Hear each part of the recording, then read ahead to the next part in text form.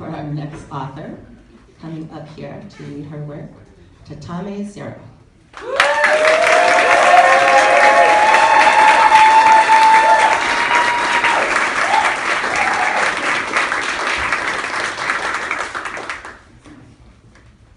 my name is Tatame, and I am the creator of Spiritual Black Girls on Instagram, if anybody wants to find me later. I've written this book many times by hand. It's very interesting and powerful to see it typed out.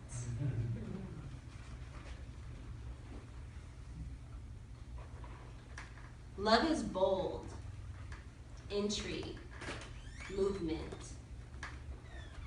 Love is running nude through the sprinklers at midnight, squeezing into the same pair of pants just to try. Squinting to spot the shooting stars.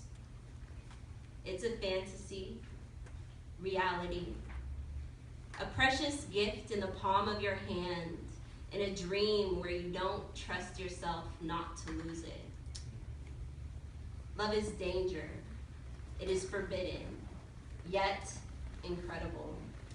It's remembering who you were at 4 years old and marveling at who you are now.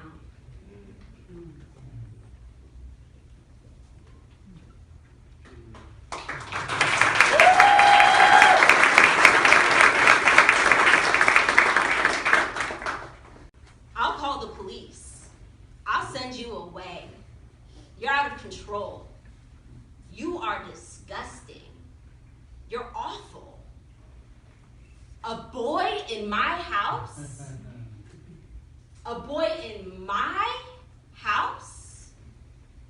How could you? How could he? Such a lack of respect, a total lack of respect. I will be respected. I am going to send you away. You're awful, truly sick. You're going all right. Is this because of your father? How could you do this to me? You don't even know what love is. You're messing up your life.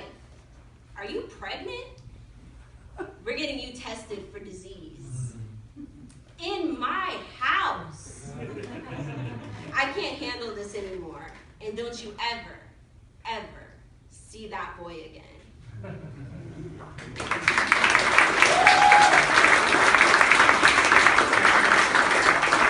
Almost impossible to remember something you've tried for 4 years to forget. But I wanted to remember, just for the therapist, maybe for me. And I never felt all alone like I had that day. And for once, memory 5, age 4, the first time I remember. It couldn't have been the first time. That shows memories betray you. I was on my back in my new room in my new house thinking about how this was my new family and hopefully my last. And I remember what he wanted did not surprise me. I already knew what this was. They say I knew this from before I was adopted. I knew this since I was only a few months old. But I also know I knew from this man before. I knew this from men before this. He did not surprise me. I knew this nature. He only created the part of me that's surprised when a man does not function this way. In my small child brain, I wondered if all daughters did this with their fathers, even princesses, and therefore I reasoned even kings. I wondered if the princess ever felt she had something better to do. I wondered if a princess could say no, but then I thought no, because kings are big just like fathers are. In my heart, I knew that the princess would have to stare at the ceiling too, unable to move. And so I learned to disconnect, I learned to release, I learned to let the mind soar, I learned to forget. I learned to instantly forgive in the way children do when they look an abuser in the eye and understand that they are only human and believe that this is normal and that this is love. Sometimes I cry, sometimes I rage, and sometimes I freeze up like I am 4 when I think about the first time that I remember.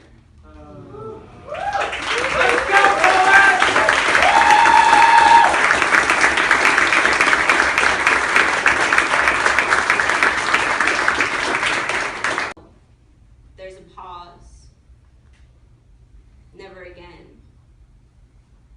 You have until I change your brother's diaper to be naked or else.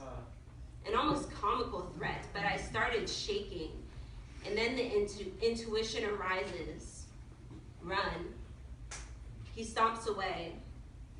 I grab my messenger bag and some pencils and a notebook and some clothes and my drumsticks and run downstairs and see my big sister. And maybe I'll tell her. What are you looking at, ugly? I freeze. How many times had I tried to tell her anyways, and she'd probably tell on me to him. So I ran to the garage, got some Pop-Tarts and the only money I had ever owned, a $10 bill, and ran outside. I tried my bike, the tire's flat. Tried to rollerblade. I don't have socks. What if there's a spider in it? I just run. My old flip-flops sticking to squished berries on the sidewalk, wearing my pajama pants with a hole in the crotch, no bra on. Terrified every car I hear is my dad, or is he checking to see if I'm hiding in the closet like I usually do. But I end up at my best friend forever's at the time's house, and her dad answered, and I got scared. Another dad. And he says, what? My dad molested me? It's more of a question than anything. No, I can't help you. He slams the door, and I walk away stunned, rejected by my best friend's family. Did my dad call them first? If they hate me, who else does? But soon a car drives up behind me that I don't recognize, just like I don't really recognize where I am. And there's my friend and her dad driving up, and he says, get in. Thank you, I sigh, wanting to cry. What would you have done if she hadn't seen you through the window and told me you cut your hair off? He snaps. Well, what? I don't know. You don't know? No. Lived with the hobos. Until the police come, I play Sims with my best friend who does not understand, and she taught me how to cheat with a code for infinite money. But when they got there, I was so nervous, I just stuttered and cried and wondered about my mom in Taiwan on business and how mad she'd be. And I left out some because I was just too embarrassed to tell the truth. And the truth made me feel wrong and ugly. But the worst part came after they took me to the station and they made me call him to trick a confession out of him.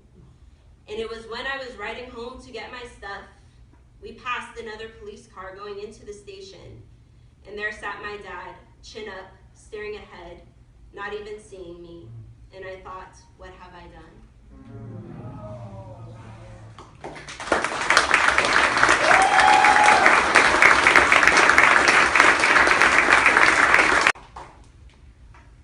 You see me run in the sun. I get high off the breeze.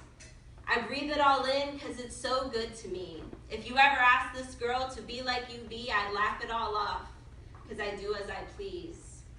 My life has exactly the flavor I crave. I will not change a thing till I'm locked in my grave. You are scared of real life, that's why you feel I'm brave. You are simply too fearful to step out your cave. Be sure not to miss signals that it is your turn. There's a fire within that we all must let burn. It will give us the strength to find that which we yearn. In the end, that's a lesson I've been wise enough to learn. Yes.